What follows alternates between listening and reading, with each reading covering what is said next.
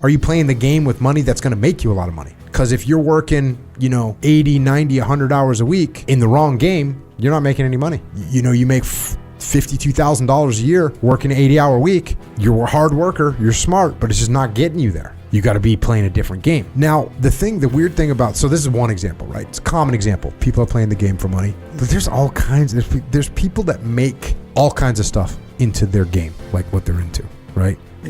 And it's sort of ecosystems, right? You could be into jiu-jitsu. You want that to be, that's what you're doing. To you, or a basketball player, or academia, right? People pursue a life in academia. They want to win that game. They want to get the most prestigious college. They want to get the most prestige. They want to write the prestigious paper that gets published in the prestigious, what do they call it, journal. Yeah, hell yeah. There's people that the game that they're playing is cars, right? Getting cool cars, or being in the military. I always got to bring that one up. I was in the military.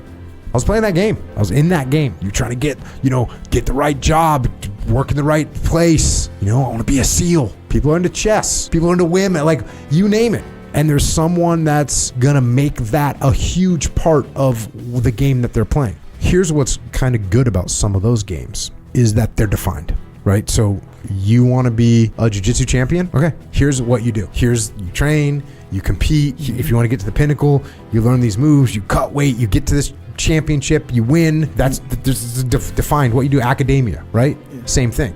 Like, you want to be a respected academic. Go to this school, go to this school, go to this school, get this degree, write your paper for the journal, right? Do those things, and eventually you're at the apex, or you're at least in the top % of this academic group. Military is really defined. You're going to go in, you're going to get this job, you're going to do this job, you're going to promote. So they tell you what the game is, they tell you how to compete, and they tell you what winning is. So in some respects, those games kind of have something cool to them. They're defined. What's bad about some of those games is they're not as all-encompassing as people think. So people get wrapped around being the best jiu-jitsu player, the best basketball player, the best in academia, the best in the military. Happens a lot with the military, right? We see that person's doing the military thing. Like, hey, you're a general or an admiral in the military. Let's say you're a 4-star admiral or a 3-star general. Bro, you are kind of a king.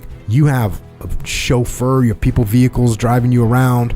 You get off the plane, there's people waiting for you. They set their whole schedule around you. You got billions of dollars at play, like with fuel for ships and planes, and hey, I want to take this plane over here. You can do it. You're sort of this incredibly empowered person, and then one day you retire, and all of a sudden all that stuff is gone. Now look, you're probably going to go get a job at some military company and fuel that military industrial complex. You're just at that point you're another admiral. They got 28 admirals. They got 47 generals.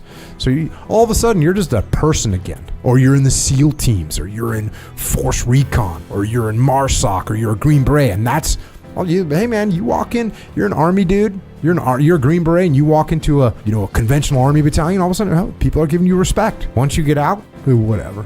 You're jiu-jitsu, or you're a fighter, UFC fighter. What happens when you're done? What are you doing? You were a champion, or you were a contender. Now all of a sudden you look around, what do you have? You've got people are doing better now in the UFC, but 10 years ago, even 5 years ago, I guess go 10 years ago, if you were the champion of the world and then you couldn't fight anymore for whatever reason, you got too old, or you got beat up too much, or you were just done, you got injured, what do you have? Those guys literally don't have any money. There's nothing. So all of a sudden, you look up from one of those games, those types of games that we're talking about, you look up from that game, and all of a sudden you don't have anything. You don't have anything. You won the game.